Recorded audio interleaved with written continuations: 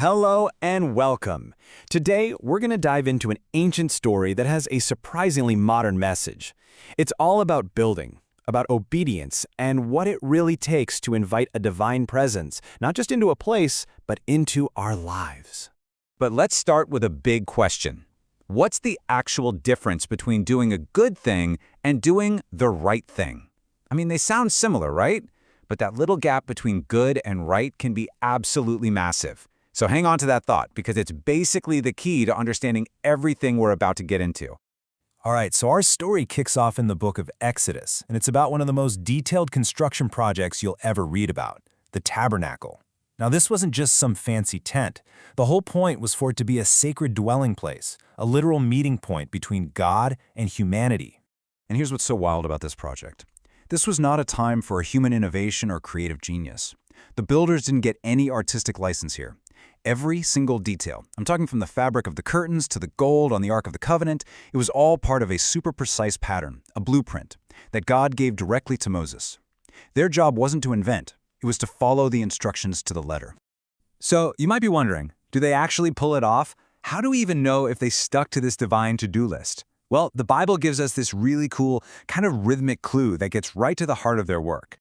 The main craftsmen, these two guys named Bezalel and Oholiab, they were in charge of making all these incredibly intricate holy items. And the list was long, and the specs were exact.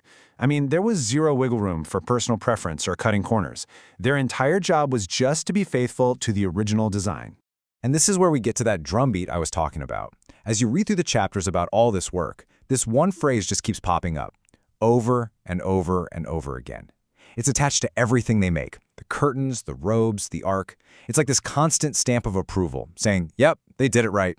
So just how much do they emphasize this perfect obedience? Well, in the chapter that describes the final assembly of everything, the author repeats that phrase 8 times. 8! In one single chapter. It's like they're hitting a giant highlighter button, making absolutely sure we get the point. This whole project wasn't about the builder's talent. It was about their total and absolute obedience to the plan. Okay, so they've followed the blueprint perfectly. So what? What's the payoff for all this meticulous, faithful work?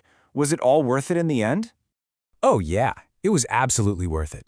The moment the last piece was in place, the second everything was set up exactly as the Lord commanded, something incredible happened.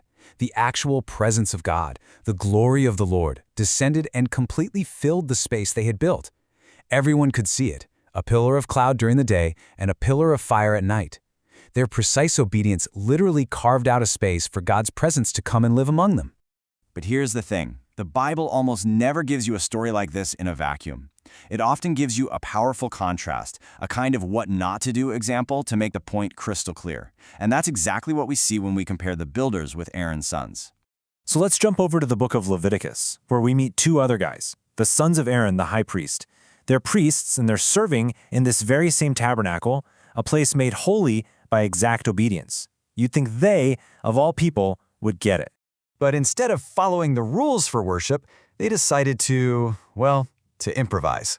They offered what the Bible calls strange fire, or fanhua. Now, this doesn't mean it was some kind of evil, demonic fire. It was simply unauthorized. It was an act of worship that came from their own human impulse, not from God's instruction. See? They were doing a good thing, worshiping God, but it wasn't the right thing. And the consequence was swift and absolutely devastating. Because they didn't act according to the rules, because they substituted their own idea for God's command, a fire came down from the Lord and consumed them, right there on the spot. It's a shocking moment, but man, it underscores just how seriously God takes this whole idea of following the pattern. So let's zoom out. We've got these two powerful stories, side by side. You have the builders, whose obedience welcomed God's glory, and then you have the sons, whose disobedience brought God's judgment. So what's the takeaway for us? Why does how we do things matter so much? The principle seems to be this. God is far more interested in a faithful heart that follows his pattern than he is in our own flashy, well-intentioned, but unauthorized ideas.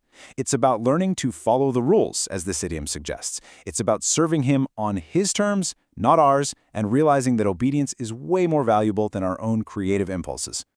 And this ancient principle is directly applicable to our lives today. Living the blueprint means, first, we have to actually listen for the pattern. We have to seek out God's guidance. Second, it's about making a conscious choice. Faithfulness over flashiness, substance over style, obedience over our own good ideas. And finally, when we do this, just like with the tabernacle, we make space in our own lives for the true, tangible presence of God to come and dwell with us.